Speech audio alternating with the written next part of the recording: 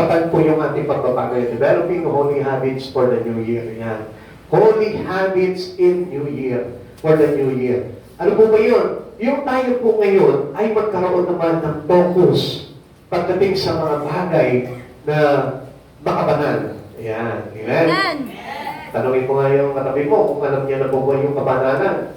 Alam mo na ba yung kabanalan? Maaari, sasabihin natin, yes, I know words. That words. Alam ko yan. Pero to practice holiness, holy living, medyo hindi ko pa alam yan.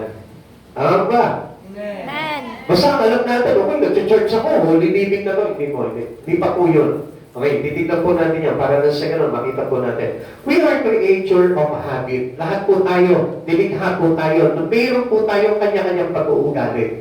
Kung titignan po yung katabi mo, siguro makikita mo dyan, may ugali ito. Yun agad yung iisipin mo dyan. For sure yan, may ugali yan. Amen. Maybe it is positive or a negative attitude they had in their life. Minsan, siguro, pag tingin mo sa kanya, sasabihin mo, siguro may ugaling masungit to, may ugaling palatawan to, may ugaling mapagbigay to, may ugaling paramdamin to. Yan yung mga habit po natin na kung saan kinarain tayo, na doon po tayo na-develop sa mga ganong habit. That's why God wanted us to change and to develop our new habit this coming year. Amen? The habit you develop, develops you. Yan. Kaya kung ano yung binubuo mong ugali sa iyo, yun ay magiging ikaw. Amen? Kaya nga, pag sinabi mo, masungit ako, magiging masungit ka talaga. Madamot ako, magiging madamot ka talaga. Amen? Napansin niyo po yun? Kaya nga kung minsan, ang nasusunod o nagmamolde ng buhay ng tao ay yung gusto mo rin mangyari sa buhay mo. Pero tingnan niyo, pansinin niyo po, yung holy habit, yun po yung nagiging missing sa buhay po ng isang tao. Yun yung hindi din i-desire. Ang gusto lang po nila, kumisan, ay gusto ko yung maging cheerful ako. Yan, yung patatawa ako. Yan, nagagawa po yan. Isn't it, they do quickly. Nagagawa po nila yun. No? Pag sinasabi, gusto ko maging mapagbigay. Nagagawa po agad nila yan. Nagluluto sila, tapos i-distribute nila sa mga kapitbahay nila, tapos sa mga susunod na linggo, wala na. Yeah? Nagawa nila minsan, pero yung pang holy habit, yun po yung kadalasan na hindi magawa ng mga tao Most especially as a Christian, alam nyo, dapat yun na yung mga nakikita po sa ating yun. Tandaan po natin, kung ano yung pinubuo mong ugali, yun yung ikaw. Yun yung magiging ikaw. Amen? Amen. Holy habits that will change your life. Tingnan po natin, ano po ba itong mga holy habit na ito na makakapagpago po sa buhay po natin? Habit that enable you to start each day right. Yeah? Yung sa umaga pa lang, mag-isip ka na ng tama. Amen? Huwag yung sa umaga pa lang, mali na agad yung iniisip mo. Sa umaga pa lang, mali na agad yung ng puso. Kaya hindi nagiging tama. Yung pamumuhay mo, hindi nag-uumpisa sa tama. Amen. Kundi sa mali mo na agad pinasisimulan. Habit that will enable you to stop worrying. Sa umaga pa lang, nag-aalala ka na. Pagkape pa lang, inaalala mo na. Pag-almusal pa lang, inaalala mo na. Pag-toothbrush mo pa lang, inaalala mo na. At dami mong pero kabalisaan agad pagkagising mo sa umaga. Habit that will cause you to stop being critical. Yan. Usually, napaka-critical po talaga ng buhay ng isang tao Kung minsan, alam niyo po ba, ang daming parang nagiging critical attitudes that has a person that we have today. Kung mapapansin po natin, nagiging critical yung mga tao, no? Kung minsan, di ba, parang nagiging magagalitin po sila kapag walang pera, kapag nagugutom, di ba, parang naging hysterical na, nag-wild na, di ba, pag walang makitang pagkain sa pagkainan, nagwawala na. Di ba? Kaya nagiging critical yung buhay natin. Sa madaling salita, alam nyo, hindi normal yung gano'ng pamumuhay po natin. Habit that will make you a blessing to others. Yan. Pwede mo ba sabihin sa katabi mo, pwede ba ako maging pagpapala sa iyo? Pwede ba ako maging pagpapala sa iyo? Yan naman mahirap dito Pag pagpapala, ayaw niyang maging pagpapala sa kapwa niya Ang gusto niya lang, pwede ka bang maging pagpapala sa buhay ko? Yan. Yung question, minsan, doon pa lang mayroon ng problema Sa pagtatanong pa lang meron ng problema. Minsan alam nyo, ang pinakamaganda niyan, yung sabihin mo sa kapwa mo, pwede ba akong maging pagpapala sa buhay mo? Kaya lang hindi yan yung iniibig natin eh. Kaya nag-create po tayo, nagde-develop tayo ng isang habit na kung saan mali. Amen. Dapat supposed to be, as a Christian, as we know God already in our life, dapat ang sasabihin natin sa kapwa natin, pwede ba akong maging pagpapala sa buhay mo? Yan, pwede mo ba sabihin po yan sa katabi mo? Pwede ba akong maging pagpapala sa buhay mo? Yan, since nabitawan mo na sa kanya yan, gawin mo na. Amen? So for sure niyan, sinabihan mo yung katabi mo, sinabihan ka rin ng katabi mo, pagkas kayong pagpala ng buhay. Amen? So sa madaling salita, hindi lamang yung parang tayo lang yung to get every favor that we have, we need in our life. Hindi lang yung tayo lamang po yung kukuha ng pabor, kundi tayo rin po yung magbibigay, mag-i-spread ng favor. Amen. Kaya nga, let us develop a new habit, a holy habit. How to make a holy habit? Paano po ba tayo makagagawa po talaga ng banal na pag-uugali o kaugalian pagdating sa buhay po natin? Unang-una, this is a great problem to every one of us, even as a Christian. Ito yung napakalaking problema na hindi natin nagagawa. Kaya hindi tayo makakreate ng bagong pag-uugali na makabanal na mayroong ugnayan sa ating Panginoon. Number one, read the Bible verse. This is common. Pag ikaw po talagang tinanggap mo si Jesus sa buhay mo, hindi na dapat maghiwalay ang buhay mo into your Bible. Kaya nga nagtataka ko, maraming mga Kristiyano, born again Christians, pero wala po silang Biblia. Kaya nga nakakapagtaka po, na kapag ikaw ay Kristiyano, supposed to be dapat mayroon po tayo nito. Kasi this is how developing our holy living. Dito po natin matututunan po yung pamumuhay sa kabanalan. Hindi po natin ito matututunan sa ating komunidad. Hindi natin ito matututunan sa school, sa trabaho, o kung saan institution, kundi only in here. Kaya nga, isang church, even church, without Bible, I tell you, hindi pa rin po iiwan ang kabanalan po ng Diyos yan. And how can we develop our holy habit kung wala po ng salita ng Diyos? Kaya we must read our Bible. Now, kung babasahin po natin sa Joshua chapter 1 verse 18, alam niyo po, marami po talaga nagsasabi po na sila po talaga ay mga Diyos, pero wala po silang koneksyon pagdating po sa salita ng Diyos. So, meaning, hindi po sila mga Diyos doon. Deceiving lamang po yung bagay na yun. Now, sabi po kasi ng Joshua chapter 1 verse 8, kaya nga ang daming mga problema sa buhay ng tao because they don't read Bible. Sabi po ng Joshua chapter 1 verse 8, huwag mong kaliligtaan basahin ang aklat ng kautusan, pagbulay-bulayin mo iyon araw at gabi upang matupad mo ang lahat ng nakasaad doon, upang matupad mo ang lahat ng nakasaad doon. Ang lahat, sinabi niya, ang lahat, hindi yung ilan lang. Amen? Amen. All the things that is written there. Amen. Lahat ng bagay na nakasaad dito, hindi yung pipili ka lang. Amen. Amen? Kaya, it is very important for us having our own Bible. Kung nanghihiram ka lang ng Bible, there is problem in you. Amen. May problema pagdating sa iyong holy habit. Kaya nga, we must provide our own personal Bible. Dahil kung hindi, ito po yung makaka-apekto rin sa buhay po natin. Bakit?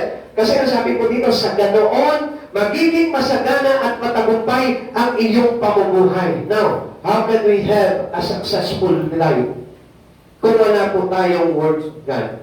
Kaya napakahalaga po ng Biblia because in here, tuturuan po tayo ng Diyos kung paano tayo magtatagumpay. At magiging masagana sa pamumuhay po natin. Hindi niyo po ba napapansin? Alam niyo po, marami po mga business planner na matagaling. Amen? Mga business planner na talagang pinanigtalubhasa sila sa pagpaplano ng mga negosyo. Amen? Pero, ang tanong po dito, lahat ba na natuturuan nila umaasenso? Hindi. Bakit? Kasi there is always missing in there. Alam niyo, palaging problema at nawawala. At alam niyo po ba na kung dito po natin isa-search yung mga bagay niyo na dito tayo mag-aaral sa salita ng Diyos, madali po tayong aasenso at madali tayong magtatagumpay. Amen. Kaya lang, alam niyo po, ang problema po dito, alam niyo po ba kung alin hindi na de-develop po sa atin without reading our Bible? Our faith. Amen. Yung ating pananampalataya. Kaya nga, mas maniniwala ka tungkol sa mga business planner kaysa sa ating Panginoon mismo na nagsasalita dito sa ating mga Biblia. Kaya kung papasinin po natin, lack of faith hindered our success. Amen. Yung ating pong kawalan ng pananampalataya sa Diyos, yan yung magiging hadlang din po sa atin, sa ating pagtatagumpay at sa ating kasaganahan. Reading Bible develops our habit of faith. Kaya po, lumalakas yung pananampalataya po natin dahil sa pagbabasa po natin ng Biblia. Kaya kung mapapansin po natin, yung sinulit ko dito sa verse 6 ng Philippians chapter 1, be careful for nothing. Sa ibang version, ang sabi dito, do not be anxious. Amen. Sa Tagalog, huwag kayong mapalisa. Amen. Kaya kung hindi po natin uunawain itong bagay na ito, talaga magkakaroon tayo ng full of worriness. Bakit? Because of lack of faith in God. At kapag wala kang pong pananampalataya sa Panginoon, talaga mag-aalala ka sa buhay. A person without God makes him worry. Hindi matatanggal yung pag-aalala mo, yung takot mo, yung para bakit pagkabalisa mo sa buhay na ito kung wala kang Diyos talaga sa buhay mo. Kaya let us put God into our heart. Paano po mangyayari yun? By reading your Bible. Amen. Pag ikaw magbasa ka ng Biblia, ang Diyos pumapasok sa buhay mo. Amen. Ang Diyos na nasa-saturate yung puso mo at yung isipan mo ng mga bagay na mga banal. Now, tignan po natin dito. Faith and fear are opposite. Yung pananampalataya natin at saka yung takot ay talagang magkaiba po talaga yan. Amen. Magkalaban po talaga yan. Kaya kapag nade-develop po yung worriness in our mind, nagkakaroon tayo ng takot. Amen. Amen. Hindi po ba napansin ang dami nating kinakatakutan? Yung magkaroon ka lang ng patay na kukot, natatakot ka na. Amen. Totoo hindi. Amen. Yung para bang pumuputi lang yung buhok mo, natatakot ka na. Yung magkaroon ka lamang ng pasa, natatakot ka na. Ang bilis natin mabalisa. Ang bilis natin mag-worry. Yung bang halimbawa, hindi ka lang pinasweldo ng boss mo, nagkaroon ka na ng kapalisaan. Yung hindi ka lamang magkaroon ng grade sa iyong card, natakot ka na, nabalisa ka na. You know why? It affects your whole life without God. Amen. Apektado talaga ang buhay ng isang tao kung walang Diyos. Amen. Kaya nga, ang bilis matakot ng isang tao. Alam niyo kung bakit? Dahil walang faith in God. Amen. Pag walang faith in God, obviously, takot sa buhay yan. Sabihin mo sa katabi mo, kung takot ka sa buhay, Kung takot ka sa buhay, wala kang pananampalataya sa Diyos. wala kang pananampalataya sa Diyos. Ikalawa, sabi po dito, develop habit that build faith and fight fear. Alam mo, yung pong kabalisaan, kinontradict po dapat na katulad po nating mananampalataya yan. Amen. Let's say, halimbawa, wala kang pera sa oras na ito. Anong gagawin mo? Ay, wala akong pera. Ay, hindi yata ako magkakaroon ng pera. Hindi ganun po yung developing a habit into God. Amen. Yung habit na pong yun, yung habit na yun, yung ugali na yun, yun yung naglalagay sa iyo para maging matatakot ka sa buhay mo. Amen. Why don't you contradict that bad thoughts that coming in you?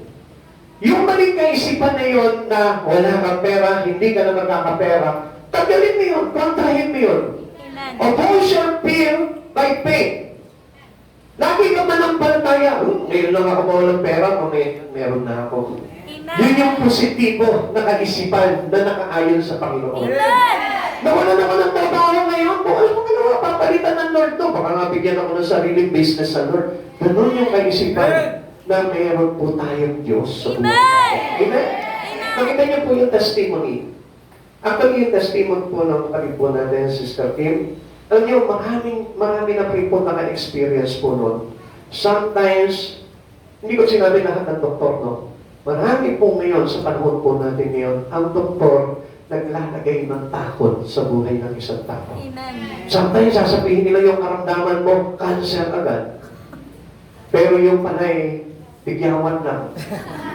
Amen? Kasi nai-love ka lang doon sa kapitbahay niyo. Pero sa doktor, ang dami nilang pagsusupri, tapos ang sasabihin na, naku, may cancer ka na, stage 3 agad. Amen? Amen. Hindi pa nga ng-test. Cancer na agad ang tinignan sa'yo. Alam niyo kung bakit? You need to develop a habit of faith in God. Amen. Kasi yung faith natin sa Lord, na kahit meron kang mga terminal cases of sickness in your body, pag meron kang pananampalataya sa Panginoon, it will develop a cure in your life. Amen. Madedevelop po yung kusang pagpapagaling sa sarili ng isang tao. Alam niyo po ba yun? Because of your faith in God. Amen. Natatandaan niyo po yung Kapitang Romano, yung hiniling niya yung kanyang kawal na pagalingin ni Jesus. Pero ang sabi po ni Jesus, hindi ka puntahan natin. Pero ano sabi niya po, ano sabi ng Roman Centurion, itong Kapitang Romano doon kay Jesus, sabi niya, huwag na po kayong magpunta. Sabihin niyo na lamang po sa salita po ninyo at gagaling siya. Amen. Amen? And then gumaling po yun. Amen.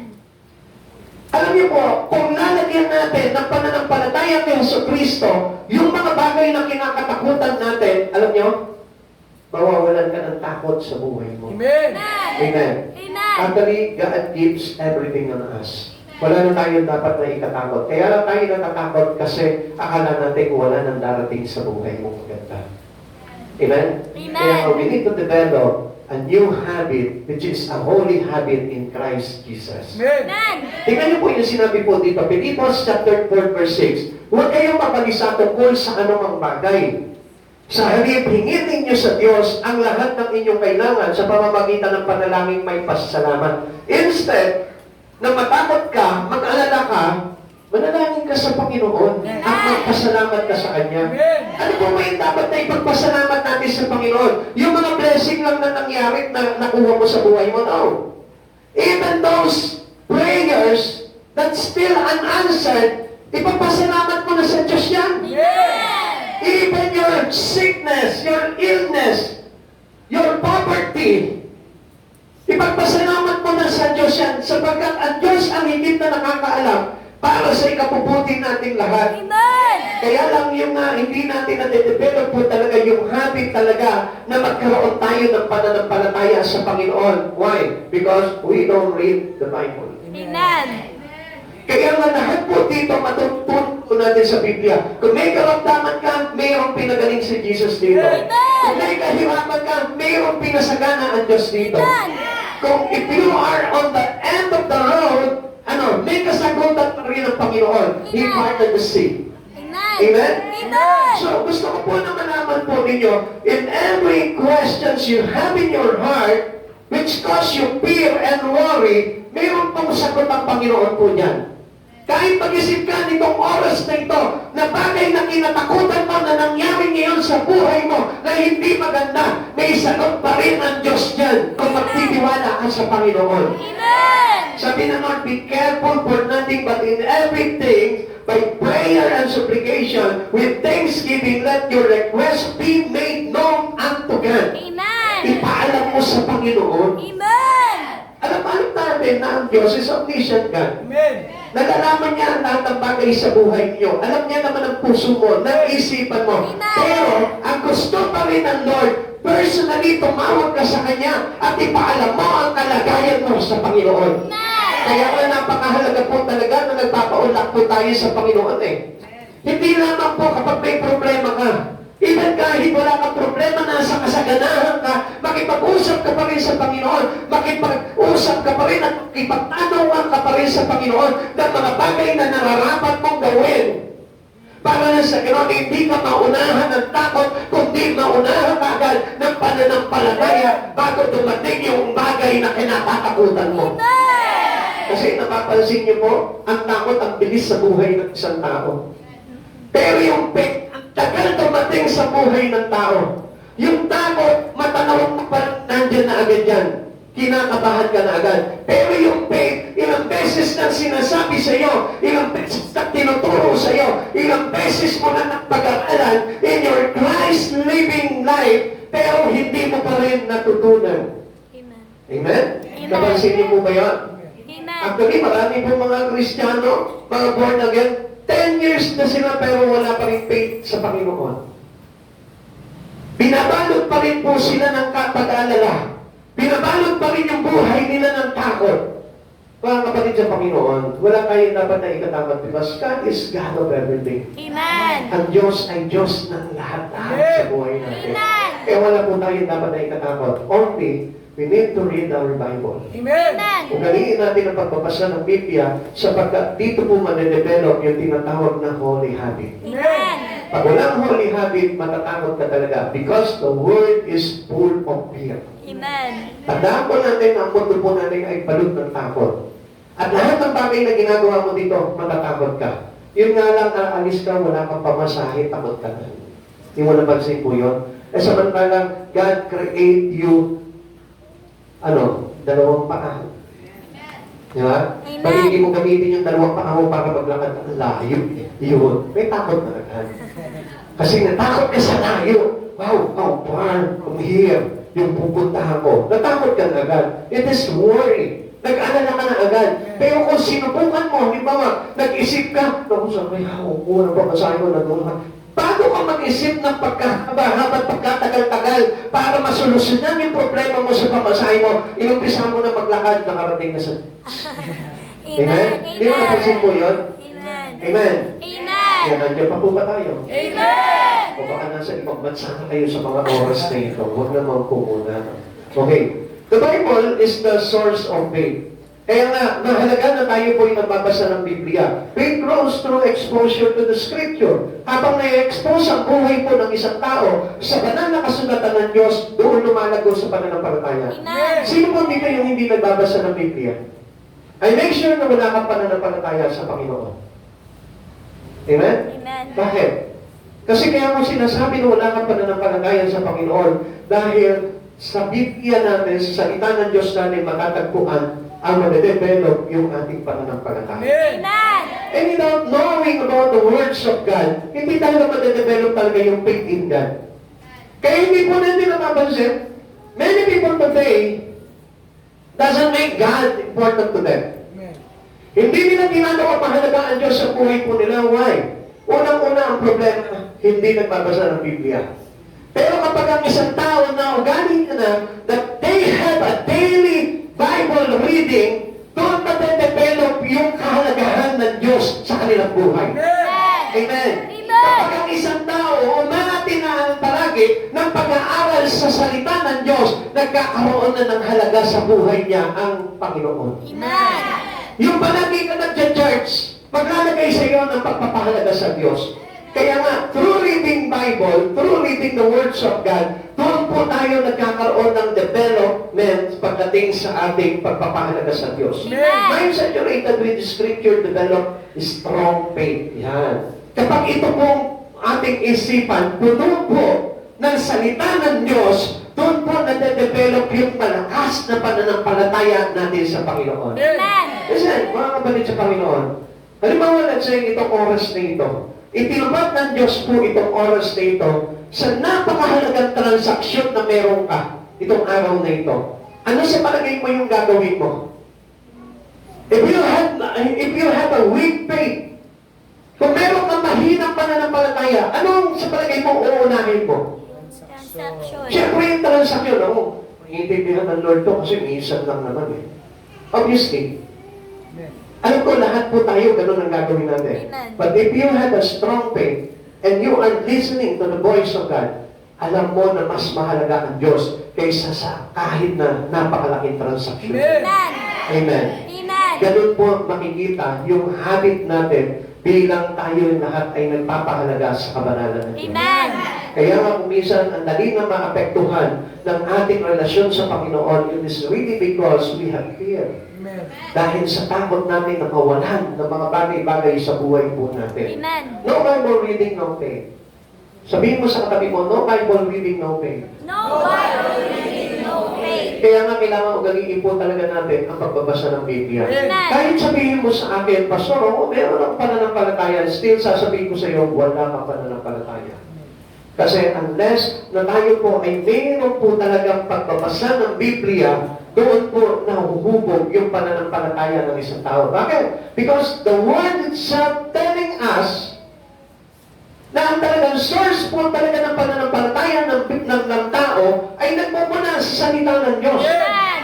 Ano po ba yung sinabi ng Biblia? Romans chapter 10 verse 17. So then faith comes by hearing and hearing by the words of God. Sa pamamagitan ng banal na salita ng Diyos, doon na e-enhance yung iyong pananampalataya. Amen. The more you read your Bible, the more you read the words, the more the faith big in you. Amen. Doon lumalaki yung pananampalataya ng isang tao. Kung gaano yung pagbabasa mo ng Biblia, ganon yung sukat ng iyong pananampalataya. Amen. Amen? Amen. Amen? Amen. Kaya nga, alam nyo, hindi lang basta pagbabasa ng Biblia ang gagawin po natin. Ang sabi ng Lord, meditate day and night. Amen. Pag sinabing meditate, pag sinabing meditation, ang ibig sabihin niyang malalim na pagsasaliksik. Not only reading our Bible. Kasi pag reading our Bible, minsan, kababasa mo lang ngayon, nawala na agad sa isipan mo. But meditations, itinatatak mo sa isipan mo at itinutusok mo sa puso mo. Amen. Yun yung tinatawag na meditate. Kaya nga, sabi po ni Joshua, meditate day and night. Basahin mo araw-gabi. Dititiliin mo. Sabi niya po gano'n sa atin. So, ibig sabihin po niyan, para hindi natin makalimutan kung ano yung bagay na binasa natin. Amen. Pag binasa mo lang, hindi magdudulot sa iyo yan ng kalakasang pananampalataya sa Panginoon. Amen. So, it comes from our hearing and hearing the words of God. Start the day with the Bible and have a better day. Yan. Sa pasimula pa lang ng araw mo, magbasa ka na ng Biblia, makikita mo, gaganda ang buhay mo. Amen. Gaganda ang araw mo. Amen. Hindi mo yung sa umaga pa lang pagkagising mo agad, iniisip mo na agad kung ano yung mga problema mo. Amen? Hindi niyo napansin? Ganyan talaga ang isang tao. Pagkagising pa lang ng umaga, ang pumapasok na sa isipan niya, problema. Amen? Amen? Amen. Naniniwala po ba kayo doon? Amen. Hindi ng umaga, sige, pansinin mo, ano yung nasa isipan mo? Naku, church na naman. O, di ba problema na yun? Church na naman pala ngayon, obligado tayo mag-church. Yeah. So, meaning, meron ka na agad kapalisaan doon kung bakit pumapangit yung buhay natin sa maghapon. Amen. Pero kung inisip mo yung magandang bagay, church na naman ngayon, ay sigurado, mapupuno na naman ako ng Espiritu ng Panginoon. Amen. Ano magiging maganda ang impact sa inyo? Amen. Read the Bible before you eat. Yan. Sino dito yung nagbabasa ng Biblia bago kumain? Nagpe-pray, oo. Nagbabasa ng Biblia bago kumain. Ako, ang hirap, Pero subukan mo. Magbasa ka muna ng Biblia bago ka kumain. Makita mo, hindi ka tataba. Wow. Magiging maganda ang figure mo. Kaya nananaba ang isang tao, kain agad eh. Kain agad. Hindi siya natuturuan ng mga bagay sa Panginoon. Kaya ano nangyayari? Kain na lang ng kain na. Kaya ngayon, nag-a-absorb yung mga fats na nagpupuno. Pero pagka binasa mo ang Biblia mo, makikita mo kung paano yung paraan ng pagkain. Amen. Ay, hindi nakilala nyo, masarap ang ulam.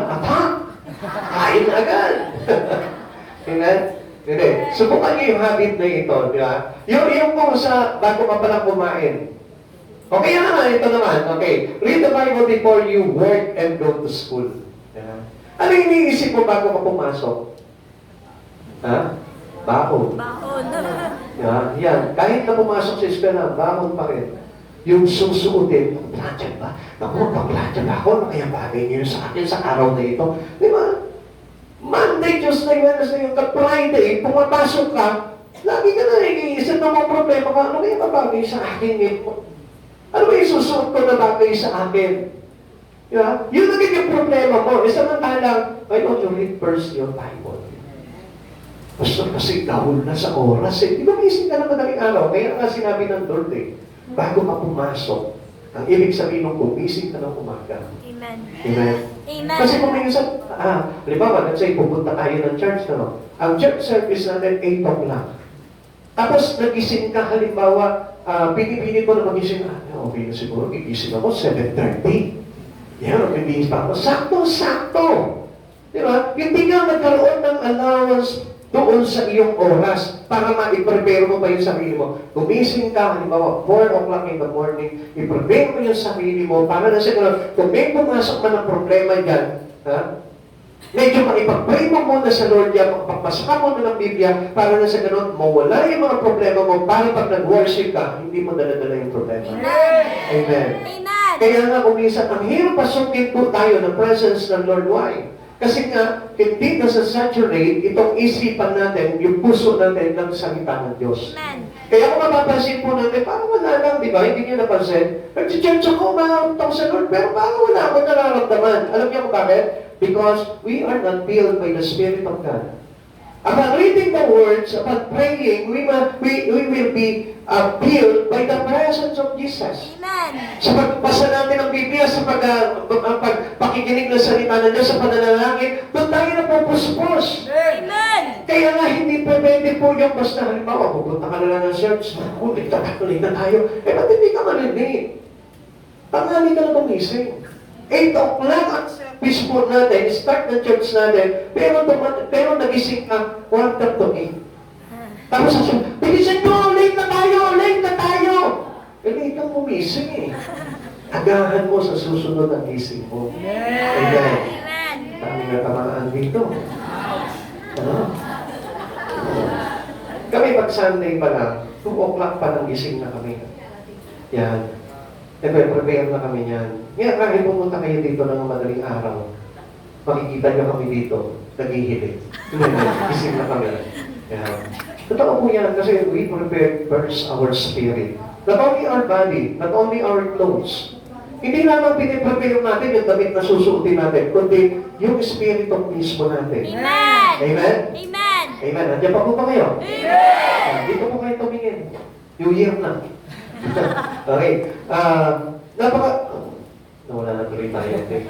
Sige, tuloy na lang natin. Bible reading turns our thoughts to the gospel.